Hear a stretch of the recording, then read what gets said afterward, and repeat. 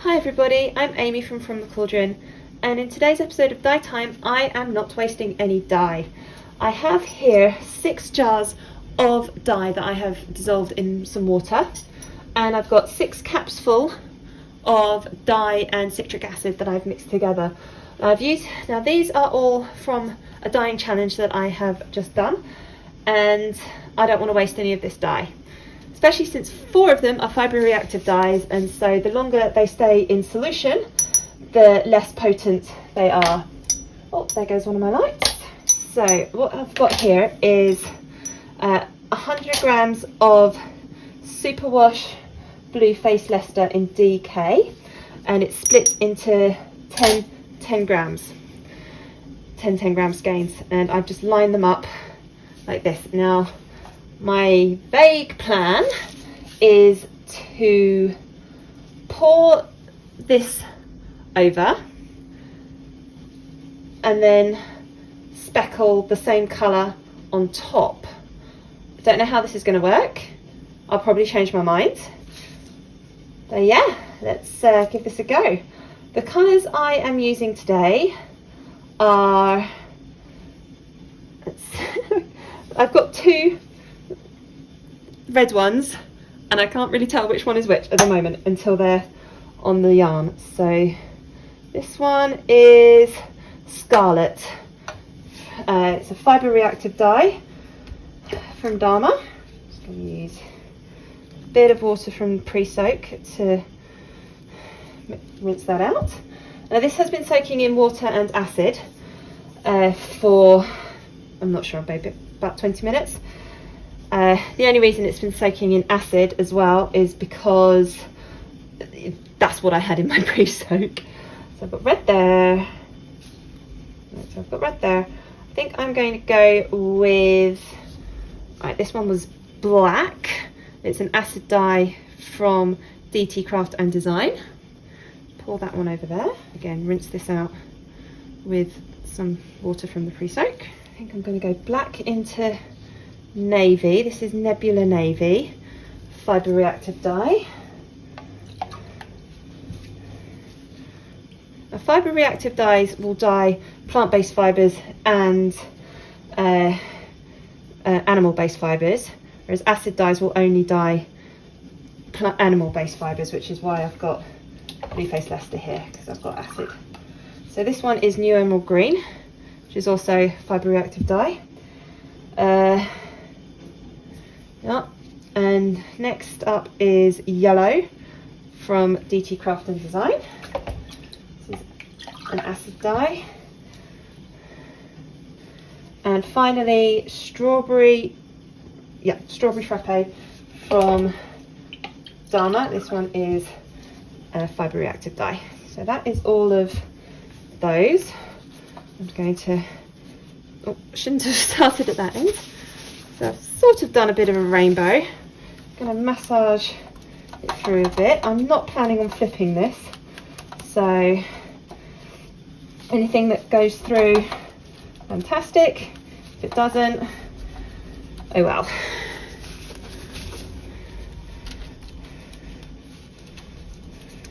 I'm guessing the yellow will get overtaken by the green and the pink there. Or maybe I should flip these and speckle on the other side. Have a think about that. I'm going to leave this for a while. Just let everything sit here. See if I can absorb. See if the yarn will absorb any of this dye. And then, yeah, I think I might actually flip and then speckle on the other side. Yeah. I'm not adding any heat to this. It's not even on the stove at the moment. I'm not going to add any extra water. Yeah. I'm just going to leave this for maybe 10 minutes, and then I'll come and flip and add the speckles on the other side. This has been about 20 minutes just sitting here. The colour won't have absorbed completely because there's no heat. But now I'm going to try and flip each skein individually. And it looks like certainly with that scarlet, got some pretty good coverage there, and yeah.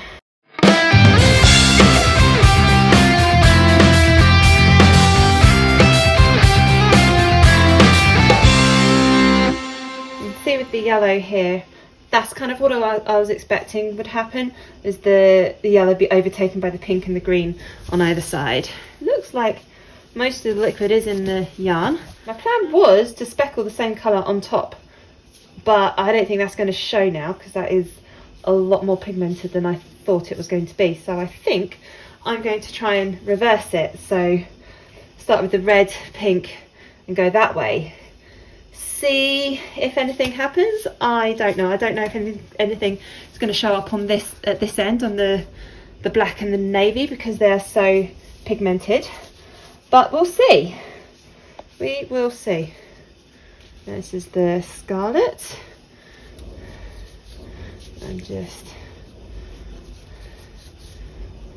speckling over here.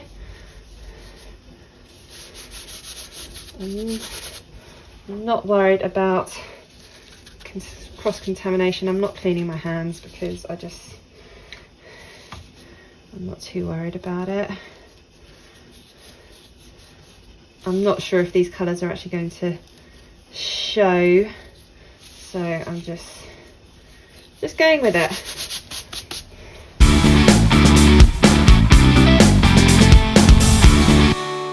This isn't quite, it's not going quite as neatly as the others, but that would be quite nice to have just a good old mix of everything.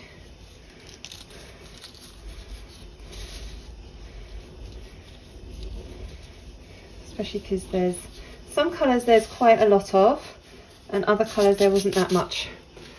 Like with this black, it's not really much there at all, so it'll be interesting to see how that comes out against the navy. There we go, that is everything in there. I'm going to let this sit again, maybe for 10-15 minutes, and then we'll move it over to the stove. Close up of these darker yarns, and you can see the yellow and the reds on here. Be very interesting to see if these stay once I put it on the heat and add a bit of extra water. You can see the yellow is just being completely overtaken. And there are still some white bits as well, which is absolutely fine. I don't necessarily want everything to be covered, but ooh, look. There's no orange. There's no orange dye, but look, something has broken. We get a nice orange on that yellow. Wow. I've left this for about 10 minutes and now let's put it on the heat. I'm going to add just some extra water. This is just plain tap water, a little bit there, just to give it, just to stop the yarn from burning, but I am going to be keeping an eye on this. I'm going to bring this up to just below a boil, and then I'm going to let it sit on the heat for about 20 minutes. I'm going to keep a close eye on this because I don't want it to boil dry and the yarn to burn. But hopefully 20 minutes will be enough time to set all this dye to the yarn. It's been about 20 minutes, and I did decide to cover this with some foil just to try and keep the water level low. I've been checking on it, it seems alright, so let's have a look now. Ooh, nice and steamy. But yeah, looks to me like all the dye has absorbed. Doesn't look like there's any dye in the water, which is fantastic. And the water level didn't drop because I did cover it. Yeah, see there's still plenty of water in there. No bits that are scorching. So what I'm going to do is just turn this, I'm going to cover this up again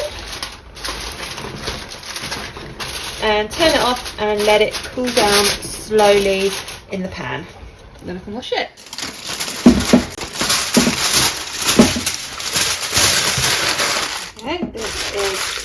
completely cooled down now. So first thing I'm going to try doing is to put all of these on a zip tie, a reusable zip tie. I'm going to attempt to keep them in order. Let's add some more. What's this? Doesn't seem to be any runoff from this. No bleeding. Is perfect. I'm going to add a little bit of washing out liquid. This is to help get rid of any undissolved dye, any undissolved citric acid, anything that I don't really want in here. Doesn't look like there's anything. It's fantastic.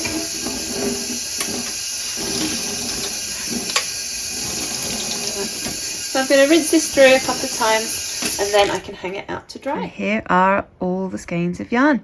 Now I think I've managed to get them in the order that they were in. The way it is now, I think it makes a really nice sort of fade set. I think it would be quite fun as a scarf or a shawl or something. For a bit of a close-up, I was worried about this black and navy, the speckles on it. I thought the black and navy would completely overwhelm the speckles, but it didn't. Look, we've got some lovely reds and pinks popping through, the occasional yellow, and then moving on to the greens. Wow, look at that one.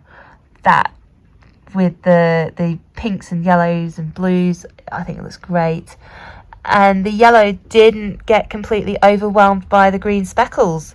You can see that this one is more green with yellow speckles and this one is yellow with green speckles, which I think is really, really fun. Thank you so much for watching this video. I really hope you enjoyed it. Do please click like and subscribe to my channel. I produce a new dyeing tutorial every Monday and it's published between about 6 and 8 PM UK time. I like to do different things in my videos. I like to try different techniques, think of different ways to use up leftover dye different fibre types and all sorts. So there should always be something different to watch. Thank you so much for watching.